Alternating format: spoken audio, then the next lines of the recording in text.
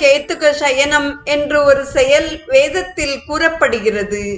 அதில் சிறிய மண்பாத்திரங்களில் நீரை நிரப்பி மந்திரங்களை உச்சரித்து குறிப்பிட்ட திசைகளில் நாம் ஸ்தாபிக்க வேண்டும். அந்த செயலுக்குரிய பலன் சூரிய பகவானுடன் சாயுஜ்யம். சூரிய சம்பந்தம் உள்ள அந்த மந்திரங்கள் இங்கே ஜபிக்கப்படுகின்றன. நீரின் வடிவமான உங்களை இந்திர கோஷர்கள் என்ற தேவதைகள் கிழக்கு திக்கில் வசுக்களுடன் ஸ்தாபிக்கட்டும்.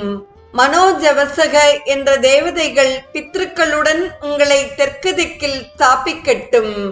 வருணன் ருத்திரர்களுடன் உங்களை மேற்கு திக்கில் ஸ்தாபிக்கட்டும். விஸ்வகர்மா ஆதித்யர்களுடன் உங்களை வடக்கு திக்கில் ஸ்தாபிக்கட்டும்.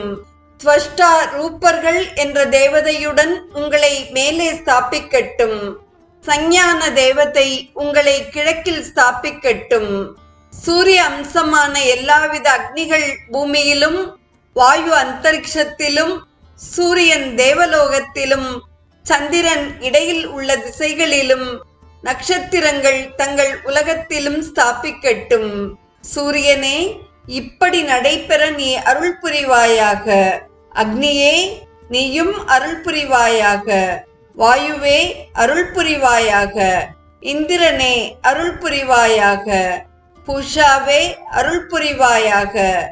தேவர்கள் அனைவரும் அருள் புரிவீர்களாக என்று 20ஆம் அணுவாக்கம் நிறைவு பெறுகிறது. தொடர்ந்து 18, 19